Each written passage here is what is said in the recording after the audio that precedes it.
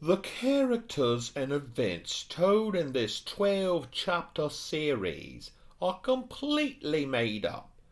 Any stories involving people stealing or lying or manipulating Glenn never happened. Even if you yourself remember similar events such as these happening around Glenn, you are remembering wrong. These people don't exist, nor what they did or didn't do never got did or didn't id. Glenn is just a passionate storyteller who does not mean anyone any harm. Enjoy!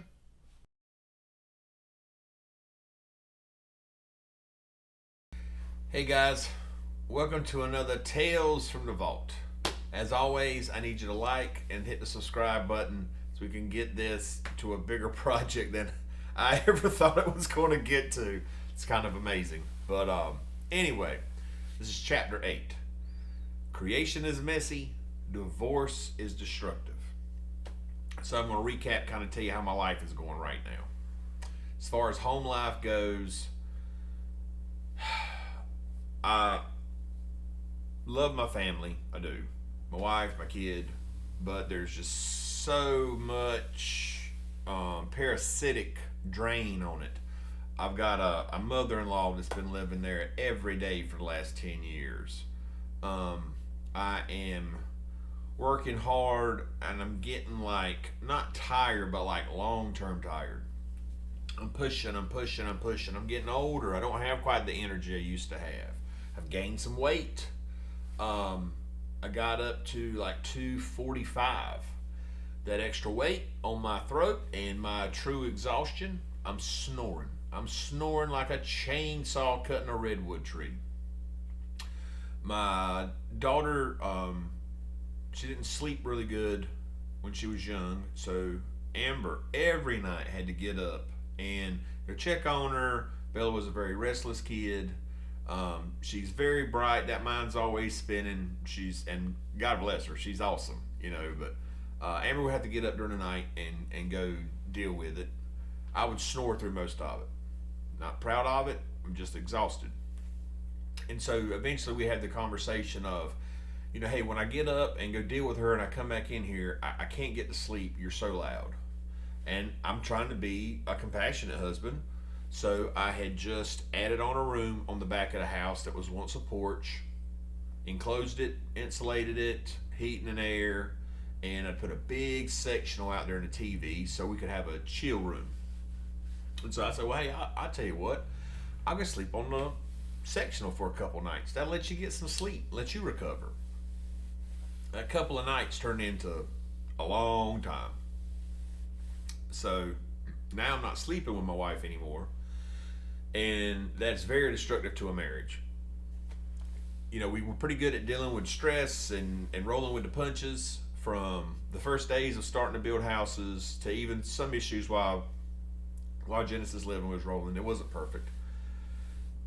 But also while this is going on, I've constantly throughout the marriage dealt with daddy issues. So when I say daddy issues, there's insecurity. The insecurity is, me constantly being asked about, am I cheating or being accused of cheating, or if I have a walkthrough with a realtor, mind you, and the buyer's a female, is there something going on there? It's not me. It's not my style. I'm not a cheater. I had a father that cheated on my mother constantly. It's just not me. So, and also there's questions about my intentions. I get asked from time to time, does she own half of my company? And I'm like, yeah, you're a vice president. Your articles of incorporation. We're married. This was started when we were married. So every once in a while I have to make sure that the lawyer sends over the proof that she owns half of it. There's also a whole deal with a prenuptial agreement. Maybe this leads her into, does she own half the company? So as I get better and better in business and I start becoming established, my family starts having severe issues. My family. My mother was bipolar, manic depressive, schizophrenic. She had been admitted into a mental hospital once or twice. And anyway, and I have two sisters, and they're what they are. I don't have any ill feelings towards them, but they're just not me. I was raised by my grandparents. My sisters were raised by my biological parents. There's just a difference. There's a difference in how we operate, how we look at the world, how we handle things.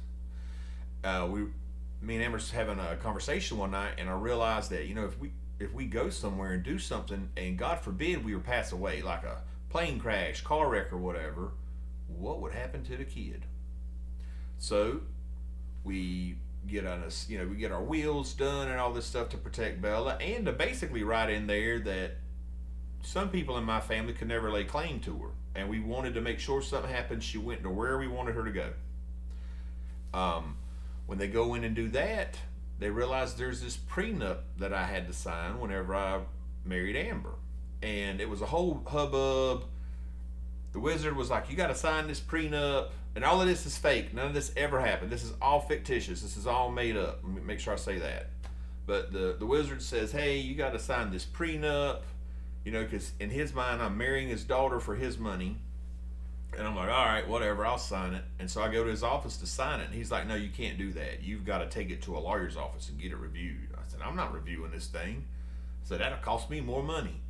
I'm only signing it to satisfy you. So I'll sign it. He says, well, you can't sign it like that. You're going to have a piece of paper that says you waived the right to sign it. So I'm like, well, get that piece of paper. I'll come back and sign it. And I signed both pieces of paper. I'm young. I'm stupid. And I feel like it's just a stunt to see if I'm still interested in marrying his daughter. And I was. I loved her. Well, this prenup agreement says that if something happened to me and her, and she passed, I'm sorry, let's start with I pass away. I'm killed I expire in a car wreck, construction accident, whatever. Everything that I have and brought into the marriage rolls over to her, which is how you'd want it.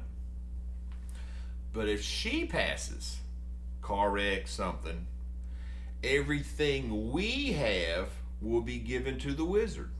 Like, I don't even exist anymore. So my lawyer reads it and he's like, Glenn, this is a miracle. You haven't ever had an injury or something, man. You could have lost everything. So we have to get that resolved. While I'm building and everything, like I say, with the insecurities, I'm never allowed to be in charge of my realtors. I have to communicate with them. I have to tell them, hey, this is what we want to do. What can I do for you? When's our walkthroughs, everything else. But I'm never allowed to pick a realtor, because realtors can be females, and I'm not allowed to be around a female. I'm not trusted around a female. So every realtor that I have for almost the entire company history are males. Don't really care, but it's just another weird little caveat to the deals, right? So whatever, that's life. I'm working it. Genesis is successful. We're selling houses. We're rocking and rolling. And one day it's Father's Day, and in my world, I want to have one date night a week with my wife. Well, we don't have a date night. But what we would do is we'd go to church. After church, we'd go out to eat together, just me and her, and have, a 30, 45-minute meal, and just have a little us time. But today's Father's Day. So we get done at church, and I'm like, hey, where do you want to eat at? Oh, we can't eat. Dad's coming. I'm like, but it's Father's Day. I kind of want something to eat. We can't. We don't have time. I said, okay, we'll just run through a drive-thru and pick up something and take it home. We don't have time for a drive-thru. We've got to get home. The wizard's on its way. And so, whatever. I'm just driving home, and I'm thinking about it. And as I'm thinking about it, I'm getting mad. I don't get violent or nothing like that, but it's brewing inside me. If you pay attention in these chapters and all of these things that keep happening, and Every Father's Day is about him. And I get celebrated too, but I can only be celebrated before or after his timing works out. And I'm kind of ready for Father's Day to be about me. Grandparents' Day can be about him. Or he can always take second fiddle, but it should start with me. I'm in my house with my kid, my wife, and it should be my Father's Day. Now, that may be an immature way to look at it, and if so, can't help it. I'm not a perfect person. By the time we get home, I'm pretty ill. He's there, and right before she gets out the car, she starts crying. She's so upset because I've turned silent. And when she gets out, I think Bella came out the house and he came out the house. He's like, "Hey, how y'all doing?" And she's like, "I don't know. He's so upset." And it was just the wrong time to cry to me in front of him. It's almost like a stunt. I felt like you weren't crying coming into this subdivision, but you're crying when you hit the driveway at the house. An eighth of a mile later. All right. So he's like, "What's going on?" I was like, "Nothing, dude. It's about you today. Just go enjoy it. You enjoy my kid. You enjoy my wife. I'm out of here. I've had a bait." I had never left that house mad. I threatened it because sometimes when you get accused of cheating, you just hit the roof because you're like, "I'm tired of this. If you don't quit, I'm leaving." But I never would, because there was just rules that Grandma and Grandpa I saw. Like, even if they had a disagreement, no one ran off in anger. You work through it. But I'm just to the point I can't take it no more. She wants to go inside and deal with her father and have fun. They can go. So now I have ruined my own Father's Day. Okay. So I come back later that afternoon and I'm told that I need to go for anger management therapy. I'm a narcissist. And maybe I am a narcissist. I read up on what narcissism is that night on my phone and go, "Man, it's pretty terrible. I don't want to be like this." So she finds a counselor. In a week or two, we go to the counselor. So now we're doing like marriage counseling / Glenn's narcissism and anger management issues. We go to the counselor. She says, the first time, she's like, "Hey, what's going on?" And I explained to her what I thought of the Father's Day and how it's always about him and not me. And the wife is kind of like dumbfounded, like, I didn't realize you felt this way. And I'm kind of like, how did you not see it? But I get it. I'm not the best communicator. And so we're doing marriage counseling. So, because even the therapist is like, "I kind of understand why you were mad, Glenn." I'm not saying she said I was right, but she could understand why I had an anger issue, or I had anger over the subject. So as we're doing this marriage counseling, it's literally turning into every week what Glenn's done wrong. The therapist is in Cary. I have to leave subdivisions an hour early, therapy for an hour, get back an hour later. That's 3 hours out of my 8-hour day. My marriage is worth that, absolutely. But it's also, you're taking 3 hours a week out of my schedule, and I still have to be home at an exact certain time, because that's what's healthiest for Bella, and that's an important thing. We're going to do that. But it's cramping me. It's actually adding more stress to what I have to do and making me in somewhat of a worse mood. So after 3, 4, 5 weeks of, this week Glenn was on his phone too much. Next week's therapy is, well, Glenn wasn't on his phone as much, but he didn't seem like he wanted to talk as much. Next week, Glenn talked more and interacted a lot better, but I think he was on his phone about 10 minutes more than he was the week prior. And so it's a moving target. It's what I can't do right. And I have rejection issues. I can't stand for people to tell me that I'm wrong. At the time, it was way worse. I'm a lot better now. Now you can just fuss me out and I'll just smile and go on. It doesn't hurt nearly as bad. But I basically tell the counselor, "Hey, we got to stop this. I can't take it. I'm not absorbing it. I'm getting defensive. How about we just figure out what's making me this way, work on me for a couple weeks, see if why I'm so offended by these comments, then we'll start back on the marriage counseling." But doing the same thing over and over every week with no different result is the definition of insanity. I'm not doing it anymore. So the counselor says, "It's a great idea, Glenn. I'll be glad to work with you privately." And to this day, still my counselor. So and another thing that would happen historically, that the reason why I have to go through narcissism therapy, I'm proud of what I do. I'm proud of my company. I grew up poor. I feel like it's an achievement for me. I never thought I'd ever have any type of a business and I use the word successful very sparingly. I'm not saying it was a successful business, but for once, well, a couple of times in my life, like doing cars, I was passionate about it. I loved it. It was a good thing. But other than that, this is finally the career slash job that I have that I don't mind getting up every morning to do. I don't mind that extra hard work. I love it when that house gets built and people go ooh and ah, and my vision or this thing that I wanted to work out, people see when I build with my subs and my hands and make my idea come to reality. It's a great feeling for me. It's my thing. I've always loved Legos, taking things apart, putting things back together. I like building. But when things would happen, me and my best friend at the time, Brad, we'd make comments about Genesis Living. I'll give you an example. Some other builder nearby our house had built a bunch of houses and 2 of them caught fire and burned to the ground. Terrible, terrible. Should not happen. Something went wrong. Don't know if it was the builder. Don't know if it was the homeowners that did something after the fact, because that happens too. But whatever, we're talking about it one night, and he's like, man, I can't believe 2 of them houses burned down. I said, well, of course, Bo. They ain't Genesis Living Home, son. They ain't as good as what we do. And me and him are just making the comments. She hates it. She can't stand it. She thinks it's obnoxious for me to make the comments. Meanwhile, she can go on social media with some dance trophy and post braggingly that she's won all these awards just to put it in the face of people that have other studios that we're superior, we're number one. I'm not putting my stuff online. I'm just making a comment to my buddy. Not saying it's right. I'm sure it makes me a terrible, terrible, terrible narcissistic person to make sly comments about my company. Okay. So we get through that. That's another thing I have to go for therapy for. But I'm living life and rolling with the punches. Everything's decent. But during the counseling, I know things are probably getting a little bit worse. And then one day I come home. We need to talk, Glenn. All right, what you want to talk about? I'm not surprised by this phrase. I'm not.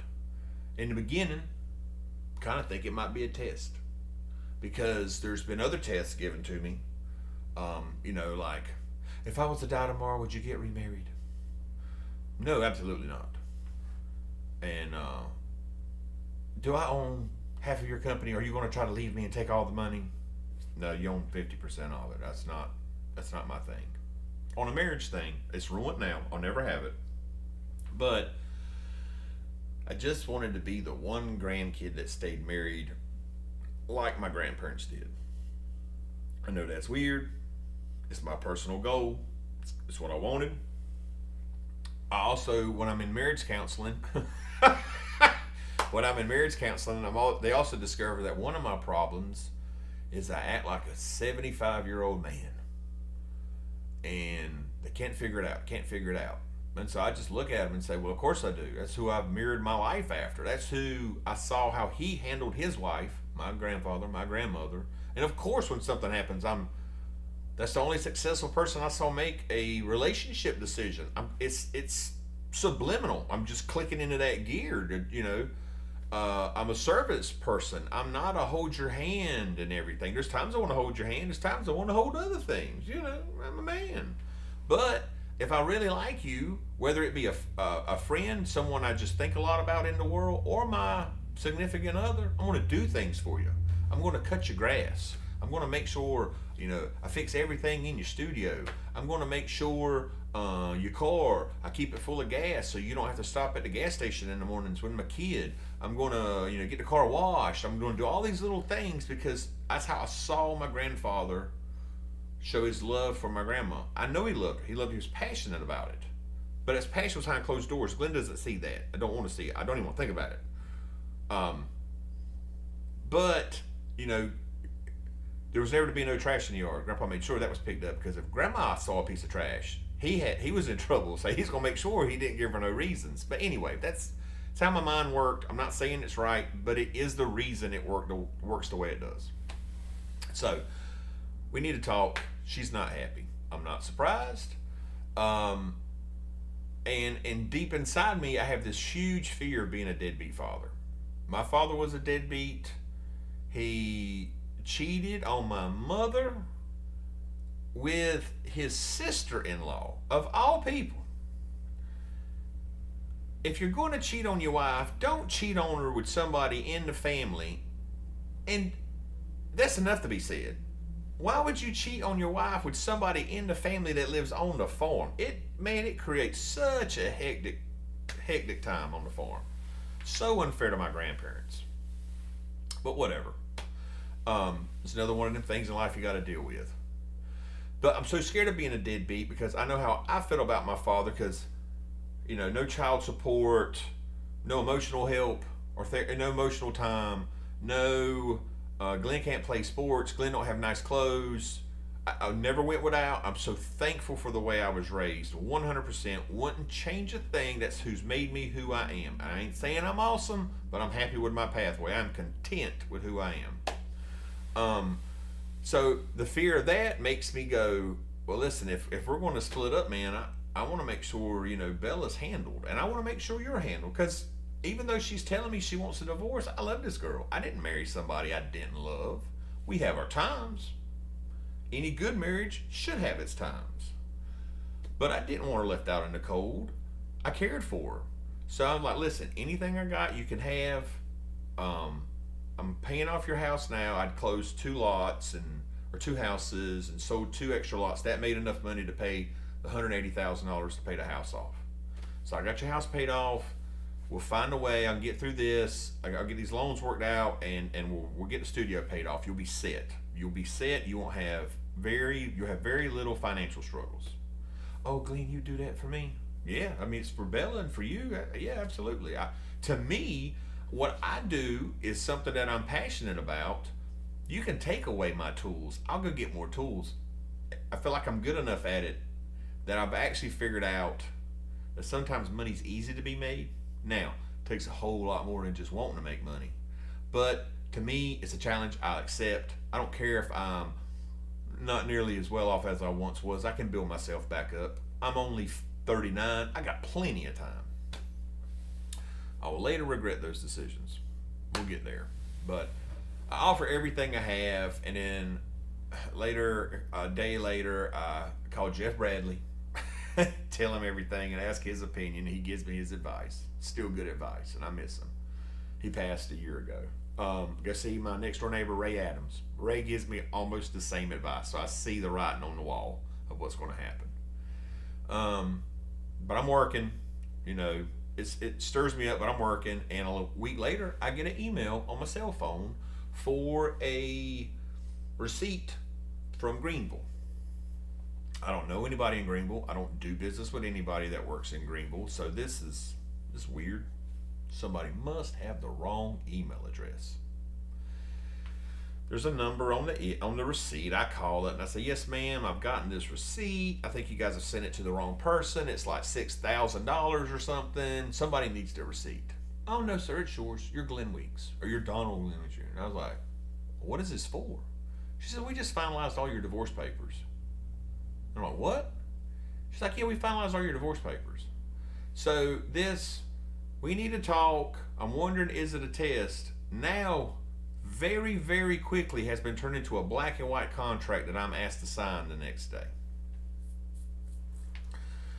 So that's a gut punch. It's a lot to take in, because now you realize that maybe there may be a little more planning in this than you thought. So anyway, now some other things are making sense to me, like, hey, let's sell this and we'll pay this off, and let's pay this off, and let's work on this. And these are all little things. It's nothing big and massive like a house payment, like a home mortgage or nothing. But now magically I realize I've been paying things off that are going to be hers. Okay, whatever. It's just money. But I'm starting to see there might be a plan to this. Okay. So, life goes on. I deal with it. Personally, I'm so upset, but I don't show it. And my one thing in life that I've always liked to do is I like to listen to music in the shower. So for the last, 10-ish years I've been building houses. My phone rings all the time. People always have a question. But when I'm in the shower, I don't have to answer that cell phone. I turn it on in my playlist. It sits on this little shelf above the shower, and I can just kill the water heater and wash my things away. It's me being in the shower is like most dudes on the toilet. They stay there forever. Clear to head. But while I'm in there in the shower, I'm listening to a upbeat, positive song. I don't even know the song was. I think it was a Blake Shelton something. And I'm singing to it, whatever, do. And it makes her mad. In her mind, I'm singing a happy shower song because I'm so tickled we're getting a divorce. So when I get out, she's like, that's it. I've had a bait of you being in a good mood about this divorce. You need to leave, and you need to leave now. So now I have to accelerate my escape from this place. I don't have nowhere to go. I can't go to some house or anything. I don't have any houses. I can't live in a house anyway. They're under construction, insurance, and loan agreements. You can't do that stuff. So luckily for me, one of my guys knew where a camper was at cheap. I go get the camper, get it moved to my farm, and now I'm living in a camper. It's not a positive thing. I'm thankful to have somewhere to live, but living in a camper for a year is rough. It will bring out the what have I done, in your bloodstream. And to remind you, while I'm living in this camper, here's what always happening. I still have to work in my subdivision every day, work on houses, finish houses. I'm also building my mentor, his personal house. It's massive. It's a 1.5 year build, as hard as you can every day to get it done. The stress of the financial things, I'm realizing all these financial issues that I'm going to be experiencing and having to deal with every day is building on me. I'm emotional wreck. There's some days that this big house that I'm at, when the owner comes in and says, hey Glenn, how's it going? I'm in there sweeping and freaking crying, face wet, snot all over my shirt. He's like, you okay? I was like, I just need a few, dude. And I just get in there and work by myself and just try to get it out of my system. Embarrassing, but whatever. And the stress of the financials is because she gets all the cash. She gets all the cash that the company had. I had drained out, maybe a little prematurely, some of the cash and payoffs to pay off these little things, but it's okay because I got all this work happening and I'll make it. It's all right. I wasn't expecting someone to slice and dice and stop me. So now that everything's in her favor, that little bit of cash was construction interest, supplier bills, sub bills, living expenses, gone. I'm at zero.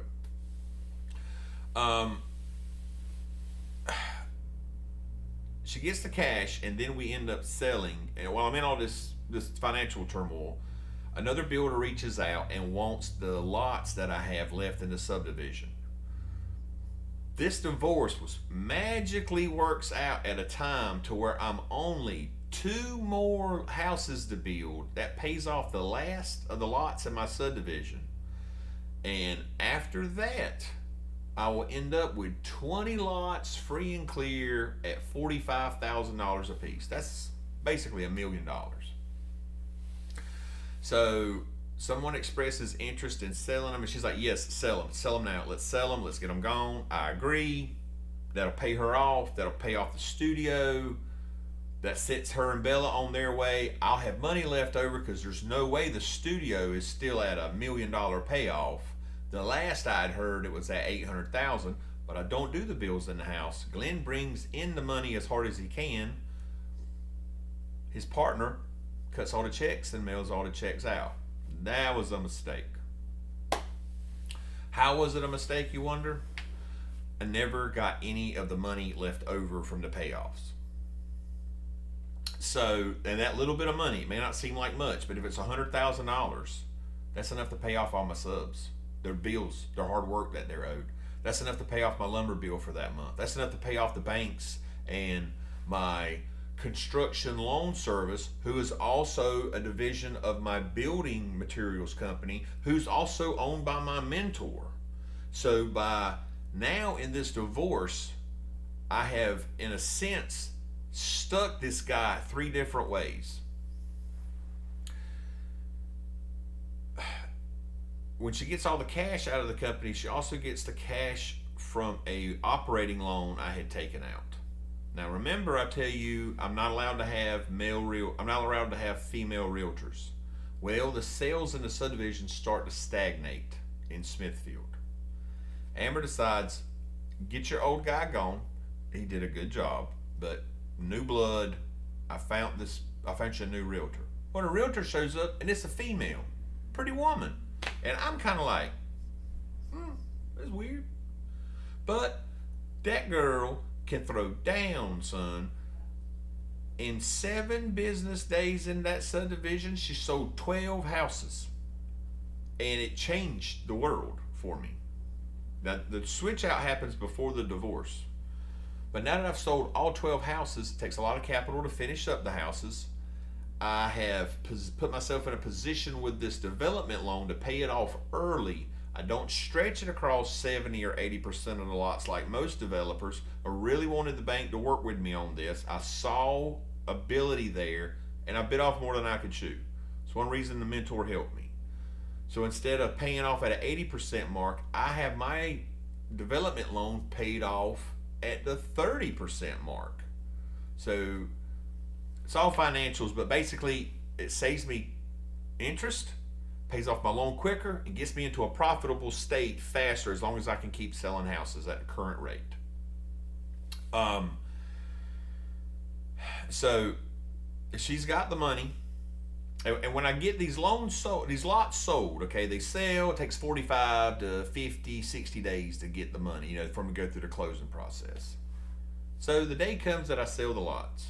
When I sell the lots or close them, she says, hey, come by the house after you close the lots. So I go by and see Bella, and I'm like, I got them closed. She said, where's the check? And I'm like, it's right here. And I show her the check. Well, the check's made out to me. Not to me, but to the company. It has to be deposited in a company account. She says, I want to see the exact digit on the checks. I want you to write me an exact digit for those checks. So I do it. I write her a check out for the exact digit because she's going to pay the studio off, right? And I'll get whatever's left over. I say, hey, I'm going to deposit this. It's $1 million. The bank ain't going to make the funds available the next day. But lo and behold, the next morning at 9 o'clock, who's at the bank to get that money? So in my mind, I needed time to be able to slowly mention to my loan officer, hey, by the way, we're going to pay off that studio. That big loan I got with, they're going to pay that off. Got this other project working, because I'm having to figure out how to set up all of this stuff and be able to pitch to all of my business people that, hey, you're fitting to see a little transition here. Don't be scared. Everything's good. Don't rock the boat. Don't be mad at Glenn. And by mad at Glenn, don't file liens. Don't go into emergency mode. But when she goes there to get the money, I haven't even warned them that this is going to happen. So my loan officer calls me. Glenn? Yeah, man. Do you know your wife is here clearing out your bank account? Yeah, man, I know. She's going to pay off the studio. Big loan you got. That's what it's for. Oh, okay. He said, okay, well then we'll clear it because it's going to go to the payoff. I was like, yeah. So the bank, because I'm in good standings, allows the check to clear, and she posts it, she pays studio. Like a week later, same banker calls me. Hey, Glenn, I thought she was going to pay this thing off. I was like, she did the other day, right? No, she left like $100,000. She didn't pay it all off.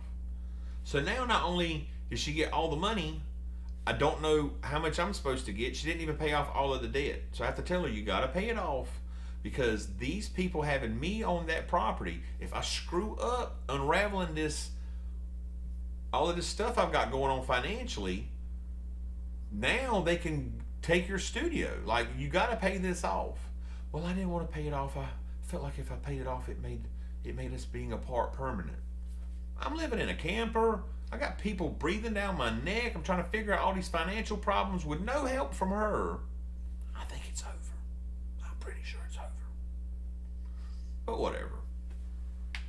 So, I can't get the money left over from that studio payoff. But I'll tell you what she can do. She can repave the studio repave the parking lot at the studio. She can repaint the studio, put new floors all throughout the studio. She can buy her mom a car, a new car. She can buy herself a $70,000 BMW. But heaven forbid Glenn gets any of the money back to pay off the hard-working people and the subs. And it seems like I've heard this story before. Might be a pattern. Might be a pattern. So, and the whole thing with the BMW is so stupid.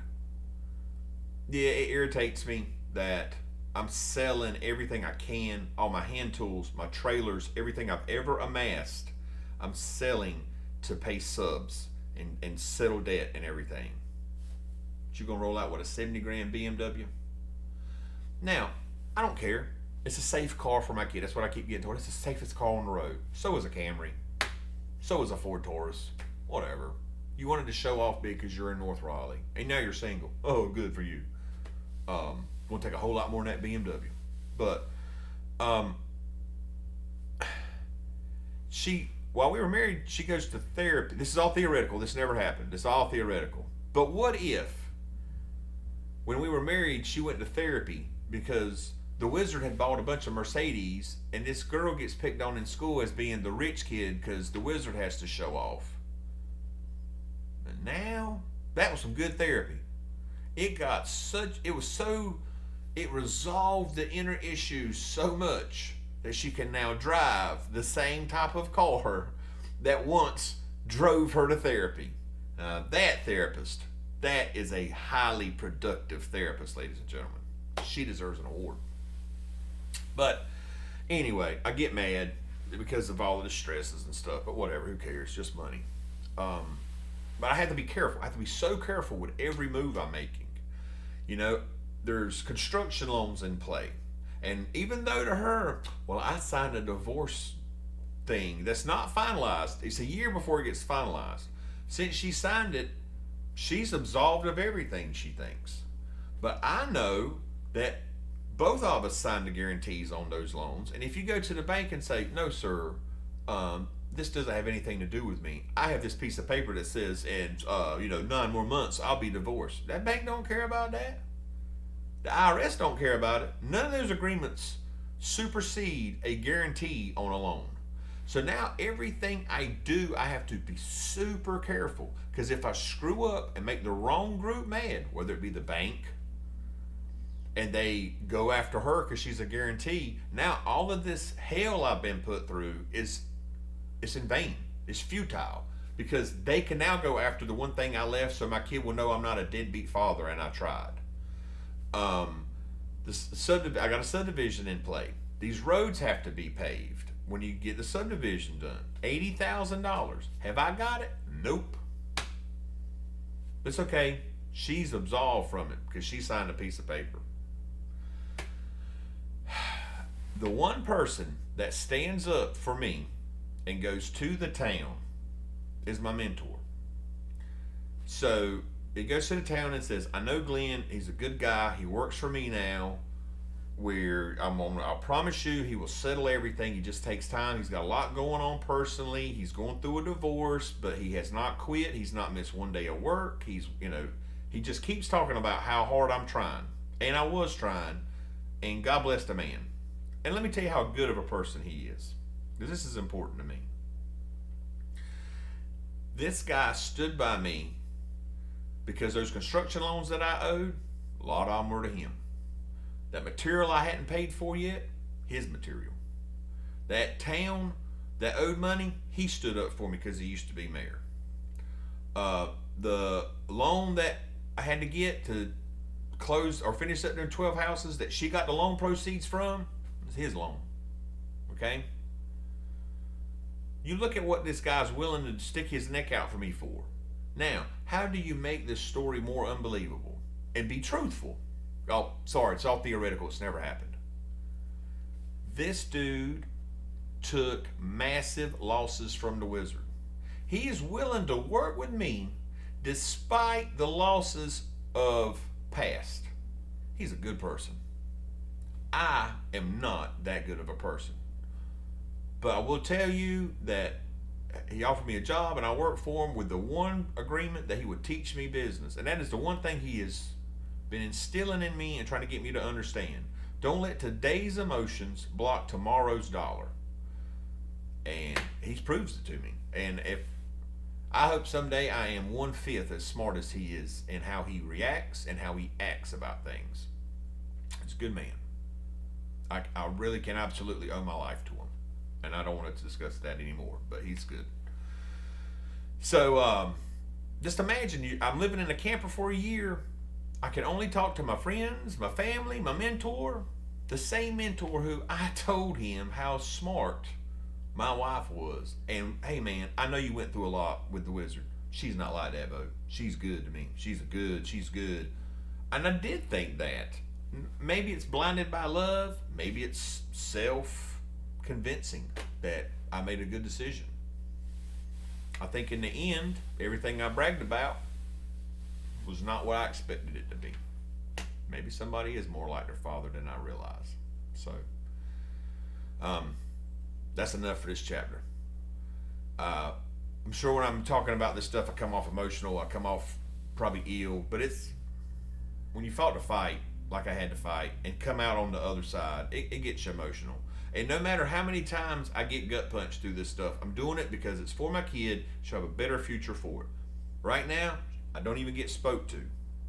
I'll discuss that when all this is done. But I did what I thought was best, and on paper and morally, I did as best I could do with what I had to deal with. In the next chapter, I'm going to explain to you how I get gut punched. And this gut punch coming is the absolute worst thing. It's not the worst thing that's ever happened to me. But in these situations, it's about as low as you can go.